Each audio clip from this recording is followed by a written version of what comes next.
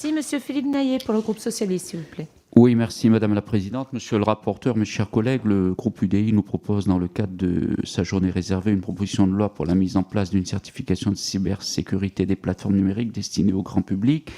Ce texte, effectivement, apporte une utile contribution au renforcement de la protection des données de nos concitoyens dans un contexte de développement accéléré des usages numériques.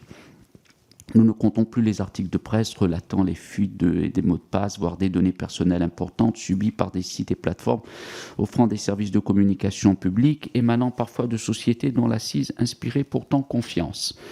Parfois, ces fuites de données ont des conséquences graves pour nos concitoyens lorsqu'elles permettent des usurpations d'identité ou l'utilisation frauduleuse de leur outil bancaire.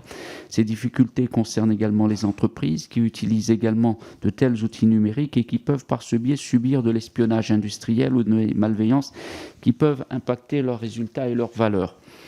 La société attend, et c'est notre responsabilité de parlementaires, que ces plateformes soient aussi contraintes d'assurer un niveau de cybersécurité à même de protéger ces données privées autant que possible.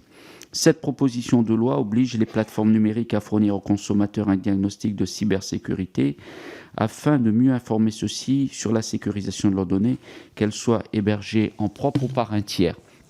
La rédaction de l'article 1er a prévu une présentation lisible et compréhensible, notamment par le biais d'un système d'affichage de type Nutri-Score qui satisfait cette ambition de bonne information du public, bien entendu en renvoyant au pouvoir réglementaire la définition des critères pris en compte pour cette évaluation. Le texte lui laisse une large marge d'appréciation. Nous souhaitons que ces critères soient extensifs et ambitieux, au risque autrement de priver d'objet cette disposition. L'ANSSI devra jouer pleinement son rôle dans ce processus alors que l'État ne brille habituellement pas sur ces questions de sécurité numérique.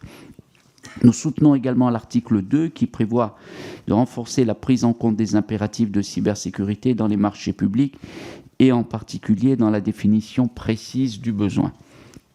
Considérant la sensibilité de certaines des données recueillies et utilisées par les collectivités locales comme les administrations de l'État, il s'agit d'une bonne mesure, mais qui impliquera un accompagnement des petits acheteurs publics qui ne disposent pas nécessairement des moyens d'ingénierie pour intégrer pleinement cette dimension dans leur politique d'achat.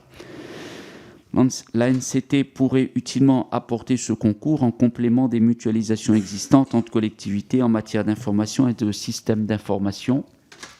Enfin, comme le Sénat, nous regrettons que ce texte ne s'adresse pas directement aux entreprises qui sont, comme je l'évoquais, soumises aux mêmes risques en matière de protection de leurs données.